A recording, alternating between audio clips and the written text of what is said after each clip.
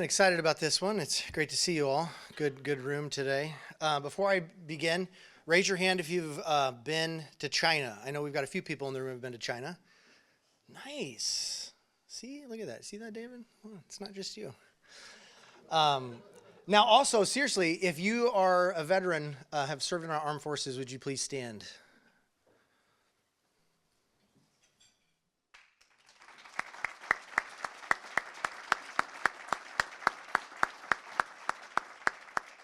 That's great. Thank you. So Colonel Bradley commissioned as a second lieutenant in the U.S. Army Field Artillery in May of 2002. He was stationed in Schweinfurt, Germany, and served with the 1st Infantry Division, the 2nd Brigade Combat Team as a company fire support officer. He was a platoon leader, a battalion adjutant, and a task force fire support officer. And then he deployed twice to Iraq with the 1st Infantry Division to Operation Iraqi Freedom from 2006 to 2008. And he's my dear friend from college. He read with his beautiful deep voice in my and Amanda's wedding, and I have permission to tell this story, which I will begin by saying you're not alone if you've ever thought, Hooper, you should have probably just kept that to yourself, right? It was about this time, 2008, when David and Robin got married, and I realized that what a great wife and mother, God willing, Robin would be after the boys and the girls separated that night for the customary celebrations prior to the wedding. Robin pulled up in a Beamer and dropped David off, and there, as David exited the Beamer, I noticed, a keen observer as I am, that it was a stick shift. And I said something to the effect that didn't need to be said. I said, "Oh, that's cool, Robin. I didn't know you knew how to drive a stick shift. Like I keep tabs on everyone I know that can operate a clutch. Was it special because she was a woman?" And she said the most stone-cold smooth, motherly, teacherly response. "I use all 4 appendages to fly Blackhawks, Philip."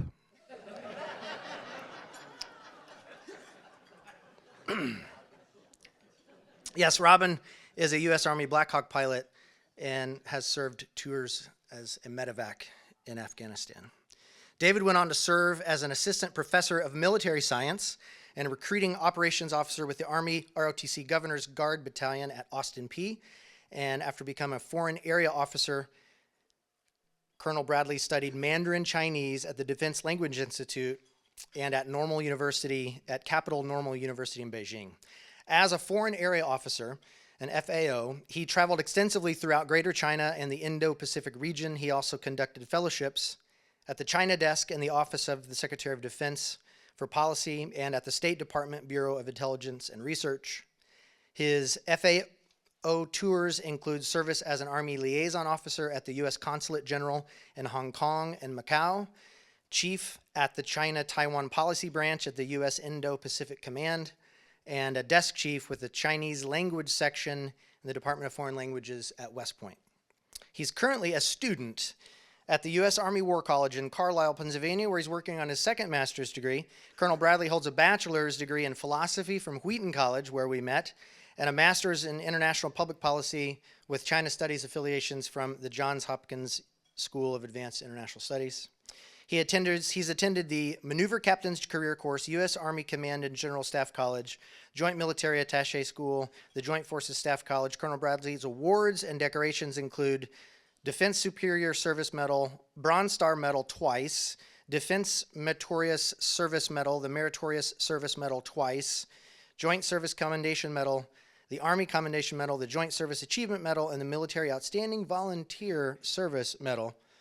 And he is an Army Ranger with badges as Pathfinder, Parachutist, and Air Assault.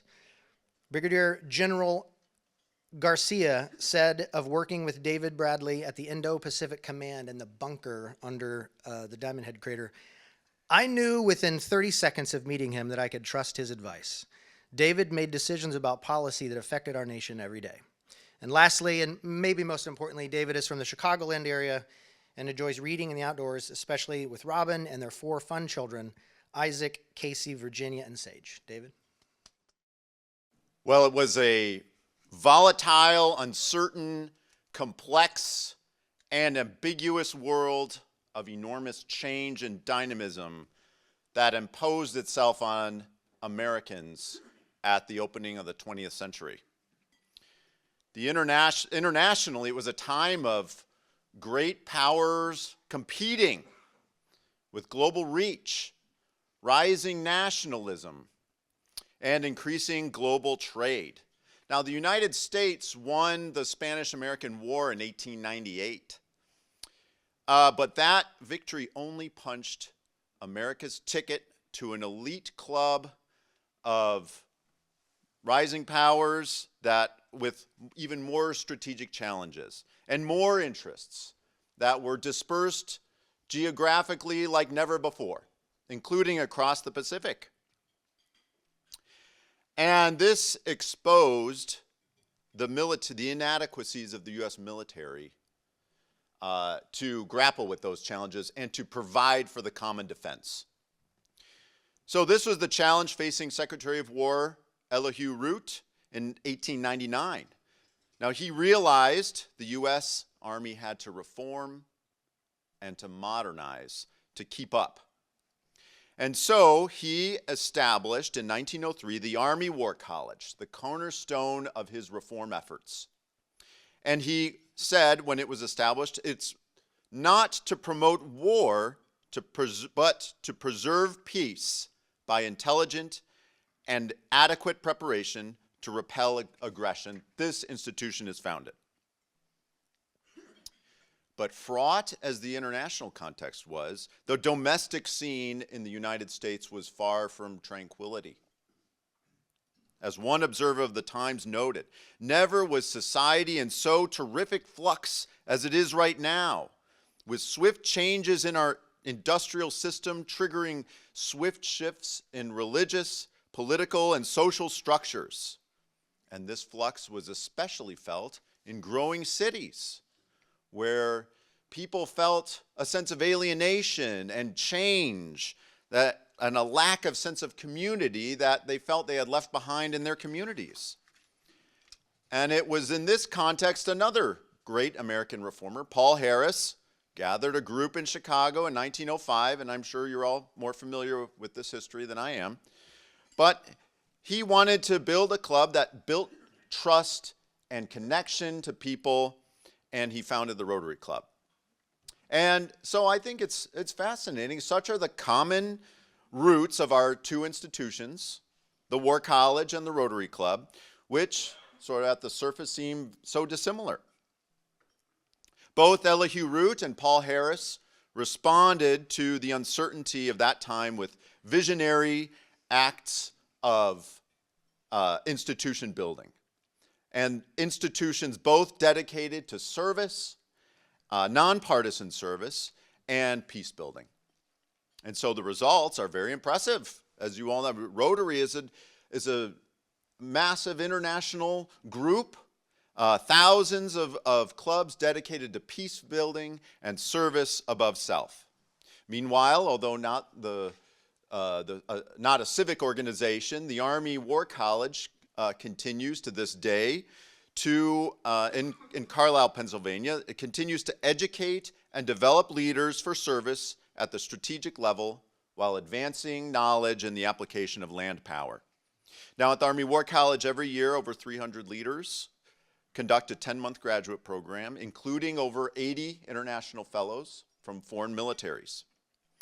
And a key component of the curriculum is helping leaders bridge the civil-military divide. So, as a student at the Army War College, I'm required to give a public speech to get my degree. And to improve mutual civil-military understanding to community groups and colleges around the country. So thank you to President Pete and you all at the Evansville Rotary Club, to Philip for the introduction, to allow me to fulfill my graduation requirement here today. And thank you to you all also for grappling with these complex national security issues that I will talk about. So, now it should come as no surprise to you all based on my career history and for my time at the Army War College has been spent thinking about war with China. And before we begin, I just want to make clear that I'm offering personal thoughts in my capacity as an Army War College student that reflect my academic research, and I'm not expounding or articulating U.S. national security policy here, or representing U.S. policy. So, well, first of all, war between the United States and China is neither inevitable nor imminent. I just want to be clear about that. But it is increasingly imaginable. Just think about, just consider many popular novels, if you aren't familiar with them. 2034 is one. Ghost Fleet is another. White Sun War, and not just novels, but think tanks are publishing opinion pieces about this. Think tanks and universities are doing open source war games about these scenarios. And you'll notice that there's sort of a common denominator with most of these scenarios. And that this topic, the scenario that keeps reoccurring in most of these is Taiwan. And so what I've been thinking about, well, how do we avoid this worst case scenario? And what is it about, what is our national policy about Taiwan? And so I think it's very important that as I've gone around to universities speaking and at West Point, I think it's very important that we become acquainted with what is our policy towards Taiwan. And what we have is kind of complicated. It's called a one China policy. And it sounds bad to some, but it's what we have. And so what I want to do is explain this policy and then where we might be headed based on this policy. Now, to do that, I need to sort of go back in time a little bit to set the context for where we are now before we can talk about where we're headed. And many of you have lived this history, so if I get anything wrong or if you have any unique take, I'm all ears. Please let me know. I don't have a complete view of it.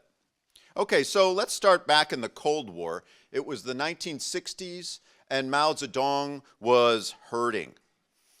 Internationally, China was isolated. And the Soviets, who we thought were friendly with the Chinese communists, well, they were actually at odds with each other. They were fighting on that northern border up there.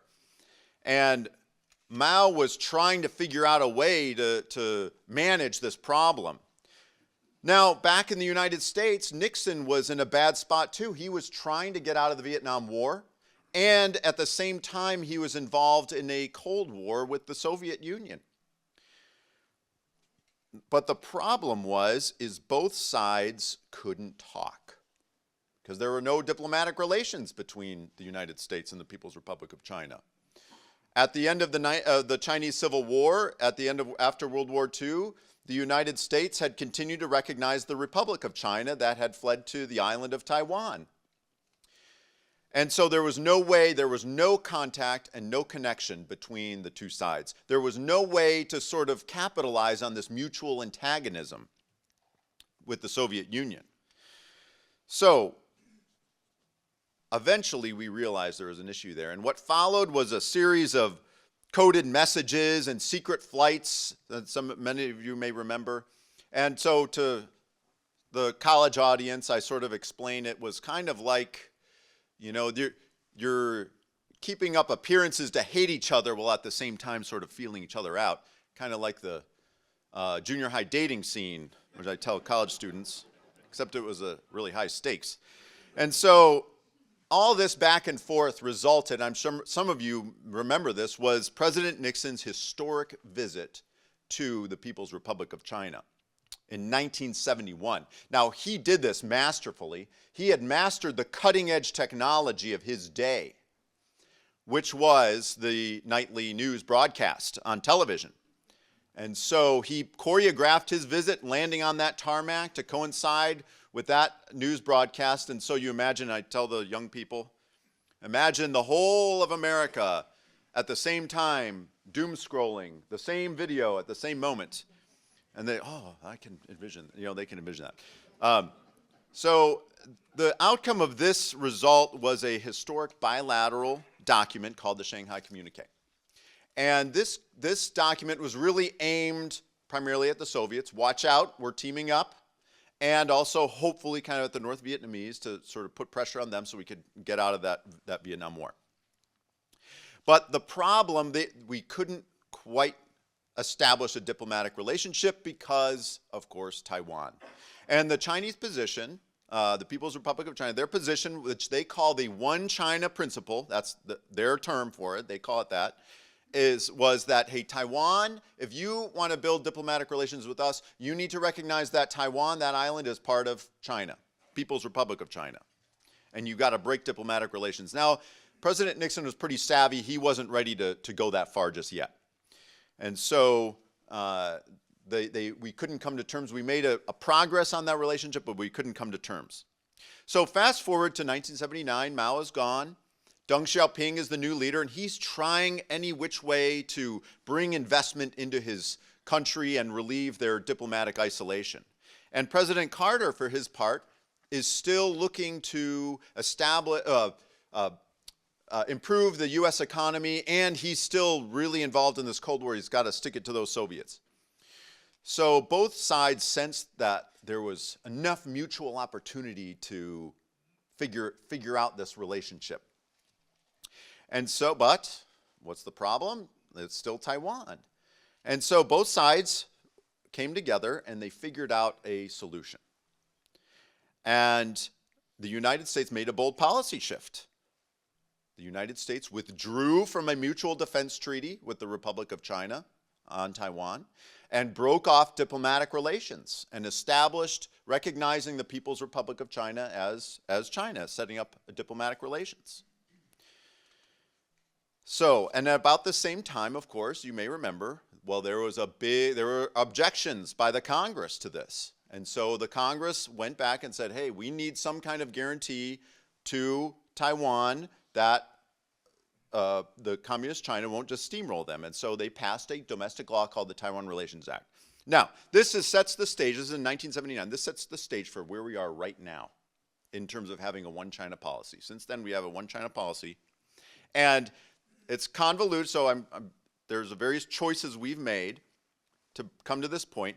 And let me try to summarize for you what we mean by a one China policy. Once again, these are my views of what I think this policy has meant since 1979. So, and once again, we call this our one China policy, not the one China principle. So first, the United States recognizes the People's Republic of China as the sole lawful government of China.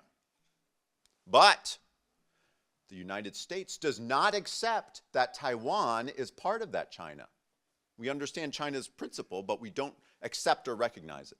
But the United States does not accept Taiwan independence. However, the United States believes that the matter for the two sides should peacefully resolve. They should peacefully resolve their differences, and that it's a matter of international concern. That China just can't make it a domestic issue that other countries should just overlook.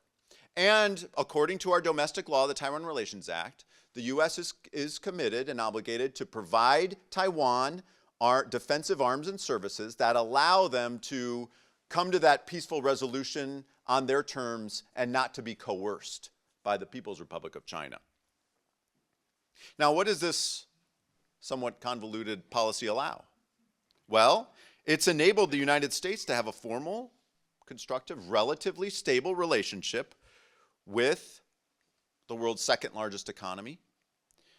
It's allowed, when this relationship includes enormous trade and people-to-people exchanges. It's ensured stability in the Indo-Pacific region, home of half the world's population, 2/3 of the global economy, and 7 of the world's largest militaries. And this policy has also preserved Taiwan from falling under the control of an authoritarian competitor. But on the other hand, it also means that Taiwan remains more of an island and less of a country. So, this is where we are now. What's next? So let's flip the script just a little bit and imagine this from Taiwan's perspective. And if you'll forgive me a little bit of a crude analogy, and I'll use it even though I'm being recorded. It's what I tell college students, helps them envision this. It's a little bit of a toxic love triangle here from Taiwan's point of view. So in 1979, they get dumped bad. And they get dumped, and the one who dumped them then goes and partners up with their toxic, abusive ex. And they're left out in the cold. And, well, so they adapt. And in part from the shock of losing diplomatic recognition, they dumped their military dictatorship and they democratized. They invested big in technology and education. And now those bets have paid off. They're a vibrant, free, and open democracy with the things that we hold dear, home of the free and fair elections, separation of powers, freedom of expression, thousands of Rotary clubs, and they've developed into an amazing technology.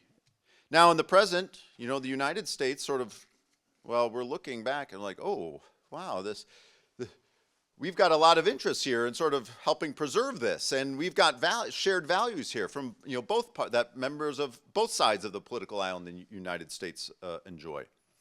And then we look across the Taiwan Strait and we see a Communist Party of China that may not look like they're interested in peacefully resolving the situation. So that brings us to now, what ought the United States to do? And we don't officially recognize Taiwan as a country, but we also don't want to see a thriving democracy come under the control of an authoritarian rival. So do we step in or do we fight? I don't have a view on that, and that's why I'm telling you all. Because ultimately it's for the American people to decide. It is not for the military to decide. It's for elected politicians to decide what we do about this. That's why I think it's important for you all to know about where we stand and what we ought to do about it. Now, the former Secretary of State, George Shultz, observed that while history is one damn thing after another, all these events and this visit and that communique, foreign policy is the same damn thing again and again and again. And I think his point is that, you know, these obscure policies, they feel distant, and how did this happen? But they have a way of sort of rearing back and coming back and again and again. So I think it's important that everyday Americans try to understand where we're at, where we're headed. And I urge you to inform yourselves. Rotarians have always been interested in peace building and service.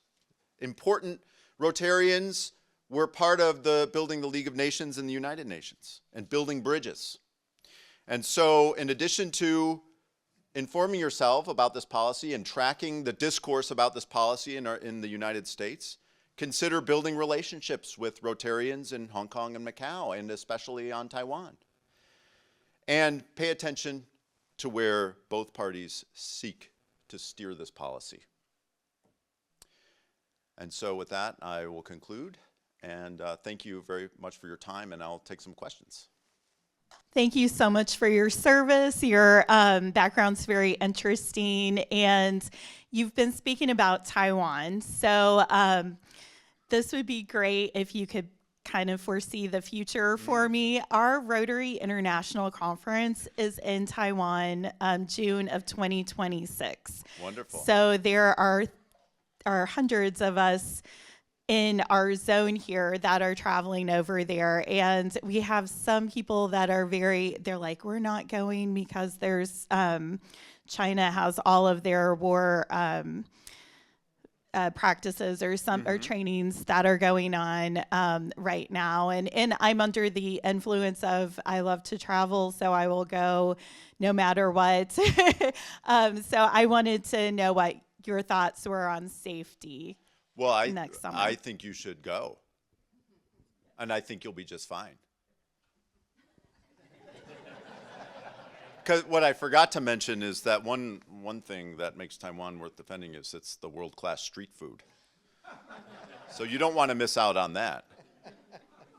Yeah, three comments. Number one is J.B. Tisserand was a dermatologist here for years, and his son taught at the War College for about a decade. He'd be 73 right now. I think he's retired from doing that. Second comment is about ping pong. Escalade is a company here in Evansville, and I think, I'm not sure, but I think they export probably more material than most people do to China, and they do export ping pong tables more than most, I believe. And so it was called the Ping Pong, I think, Diplomacy in 1971. And so that's right. Sort of, we gave them a ping pong table. I don't think it was some Escalade. But we did give them a ping pong table. We'll give them another few, too, if they're be nice to us. And the third comment, I was in the United States Navy in 73 to 97. But in 79, I'd finished my internship, and you got to go anywhere that they let you go. And I had orders to Taiwan in June of 1978. And so all of a sudden I'd learned 3 months of Mandarin Chinese, and they said, your orders are changed. We had a hospital there, we had a research center there. It was really awful nice, and I planned for a year there, and they canceled my orders, so I had to go learn Japanese for a year. So, I did go visit Taiwan. They had a very nice hotel and very, very mechanized at that time. I could buy books for 1/5 the price. They didn't believe in copyrights, so I bought my medical books for $10 instead of $50, and they had modern trains, modern technology, and they really were very advanced. Thank you for the talk. Thank you for your service. It's a pleasure to serve. David, where do you see yourself going next? Well, I'll be going to D.C. this summer for some training, and then we hope to go to Singapore. We'll be the Army attaché there in December of this year. My maternal grandfather actually fought in the Civil War in China. He fought for the Chiang Kai-shek side, and when that side lost, he this is not part of my question, just a little sharing. When that side lost, he actually immigrated to Vietnam, and that's where I was actually born. But I was very fortunate to be able to study at the graduate level of that part of the world. And when I was studying mostly Taiwan, the geopolitics and economic relations in Taiwan and Vietnam, and China, of course, was on the periphery, there was a lot of talk about soft power, the influence and the possible sway of soft power. And I just wonder if you might talk a little bit about that component in the policy shaping from your perspective. Yeah, so this concept of soft power, it's a bit squishy. I think that how I view it, I think there's a Harvard professor, Joseph Nye, who also served in government, who advanced this idea. And it's really, think of soft power as intrinsic. It's something that attracts. And so, you know, I think from America, we have a lot of soft power, but, and this is my personal view, it's hard to channel it or direct it or use it. Because it's just, I mean, I personally, not everybody shares this view, I think Hollywood and hip hop are major elements of soft power. But so is our legal system. So is our financial system. It just attracts people. They want to come here, they want to participate in it. And one of the most interesting things I've heard about soft power was actually from a Chinese Communist Party official in Hong Kong. And he was speaking off the record to the Chamber of Commerce there. And he said, you know, for soft power, we're studying this concept. And because, and he's sort of, you know, looking at America, we have Kung Fu and we have pandas, but we don't have Kung Fu Panda. Yes. And I think that's a very a good observation from that side. I was like, and I just wanted to pipe up and be like, because you don't have freedom, you know, like, you know, and you know, China does have a lot of soft power. They have these People's Republic of China. They have these cultural elements that are very powerful and they attract. but they don't really have a system of freedom where people can sort of, that can sort of create this billion-dollar franchise, Kung Fu Panda, that just really speaks to so many people across a variety of cultural backgrounds. Wondering what your reflections are on the state of things in Hong Kong. Well, so just a little background. Hong Kong was a British colony, and in 1984, Margaret Thatcher went to, it was a British colony, but they actually had a 99-year lease. It wasn't in perpetuity. And so they had to renegotiate this lease. It was coming due in 1997. And so Margaret Thatcher had to go to China and renegotiate the lease. And you can imagine that Deng Xiaoping said, no, we're not going to renegotiate that lease, and you're going to give us back Hong Kong. And so there was a negotiation back and forth, and this resulted in an international agreement, the Sino-British Joint Declaration of 1984, that ensured Hong Kong would maintain its own system of government for 50 years following the reversion of sovereignty from the United Kingdom to the People's Republic of China. And this was known as one country, two systems. Now, this is a little bit of backstory here to answer your question. So this two systems framework was set in place to allow Hong Kong to maintain its own way of governing itself, which included common law system, freedom of expression. They weren't a democracy under the Brits, let's put it that way. But in the 80s and 90s, Great Britain had made some reforms in how Hong Kong was governed. Now, what happened was there was a series of in the mid, I think about 2015 is when this really came to a fore. There was a move in Hong Kong to really assert, by Hong Kong's people, to really assert their two systems. And the People's Republic of China did not agree with that. And what followed was very unfortunate, I think, from both sides, but there was a bit of a political crackdown. Now, I still think that Hong Kong still has a lot of autonomy, specifically their language. They speak Cantonese, which is not intelligible with a Mandarin dialect. Some would call it a different language, although the script is the same. And that is a powerful cultural force in Hong Kong. There's also flourishing Rotarian clubs in Hong Kong. So Hong Kong still has a sense of a way of being governed differently than the mainland. But I think there's been a significant crackdown in terms of how Hong Kong is governed and ruled, although it still has some autonomy. Me personally, I would characterize it as kind of a one country, 1.5 systems, as opposed to 2-point systems now. So I've been in this club several years, and this is the first time someone stole my question. Thank you, Perry. But I'll talk a little bit about. I was in Hong Kong in 2014. Yeah. And to me, it was like a Singapore with hills. It was party town. It was very westernized. Yes. It was a lot of fun.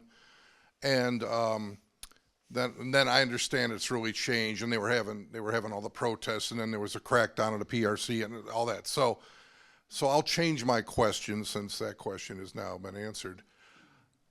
My daughter spent a year in Beijing in that year when I went over there. And back then there was like lots of expats there, and it was so easy to move around. Everyone was nice. I didn't feel a lot of stress when I was going around Beijing. What happened? Did the leaders of China really crack? I get a sense they've really cracked down in the last 10 years, and the whole philosophy of the country has totally changed probably since about 2012. So I want to get your thoughts on that. Yeah, I think I would probably agree with you. I think there's been a general sense that under the Xi Jinping, the top ruler of China, that he took charge from he's the party secretary first and foremost. So there's just a quick primer. There's a ruling party, the Communist Party of China. The party rules everything. So there's a party, there's a state. And the party permeates the state apparatus. There's no allowance for any other party to control power. So Xi Jinping, when he took control of the party, he felt that the party was losing its legitimacy with the Chinese people.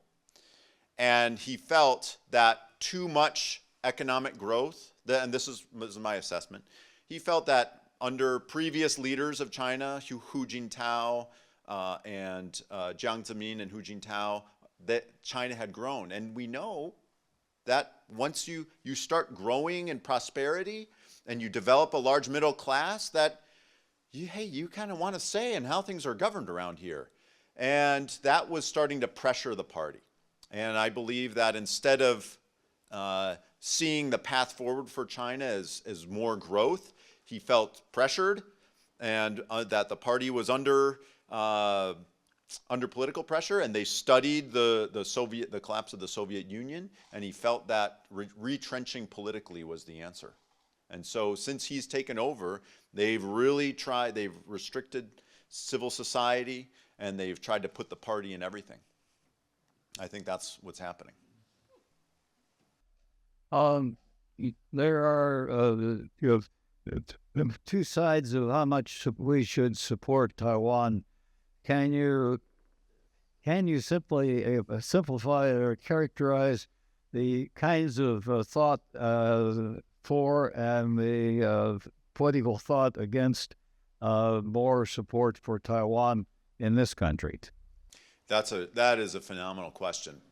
So I'll explain sort of what is the military. Let me talk about the military's role. What do we mean by support, I think, is the key question. Is it trade? Is it political support? Is it military support? So going back to the Taiwan Relations Act, that's the foundation for our relationship with Taiwan. So some would say that we need to be loud and vigorous in our political support for Taiwan. Some would even say, and this goes for both sides of the party, both sides of the political spectrum in the U.S. You'll have both sides saying we should support Taiwan independence or self-determination. I mean, think of the foundational document of our nation's history, a Declaration of Independence. Self-determination is powerful for us. And so people from that side, they would say we should support self-determination for Taiwan. This goes to our credibility as a free and open democracy.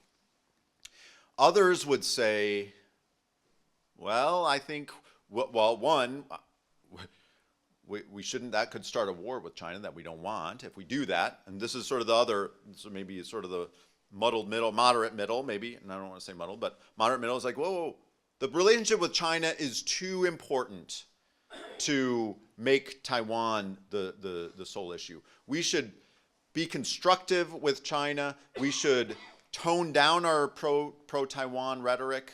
We should always say we don't support Taiwan independence, and we should really focus on that relationship with China because climate change or economic prosperity or trade or other global challenges are more important.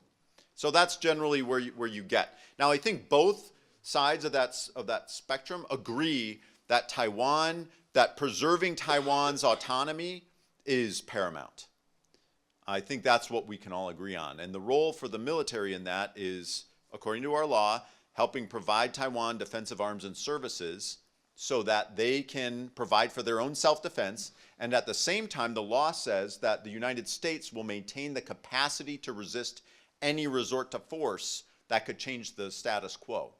And so that means at Indo-Pacific Command, the mission of Indo-Pacific Command is what we call deterrence. So Elihu Root would call it preserve peace by preparing for war.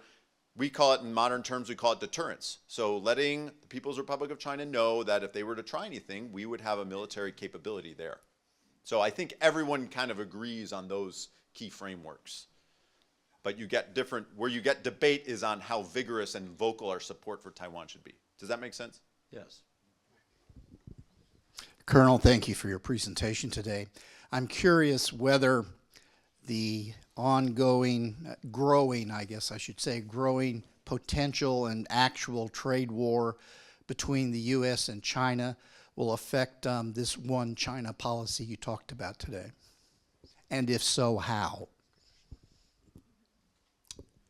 Well, the trade and tariffs is a bit above my pay grade and level of expertise. I think what I would say is for the United States, we are going to try to keep those issues separate. That's what I would predict. I would predict that I think that's what I would say is we want to preserve peace and stability between the two sides across the Taiwan Strait, no matter what is happening economically. And so I think the goal remains. And so then the two, to your question, the two sort of sides, should we be more vocal? If we're more vocal, that might exacerbate the trade war. If you're maybe you want to tamp down a little bit on the rhetoric, the vocal rhetoric for support for Taiwan. That might, depending on how you want to coordinate those two, I think China might view that as maybe more important, but that's a little bit above my expertise. But I think that's how it probably would relate, different approaches. And one more question, Dave. Thank you. Thank you very much for your presentation. It's been quite enlightening. So two things. One was kind of tying into the tariff point. I think in a lot of areas there's an assumption here that if this trade war with China continues or deepens, that we can withstand this more than they can. And I'd like to hear your take on that based on your experience, your time in China, and the likely impact and their governance system relates to that.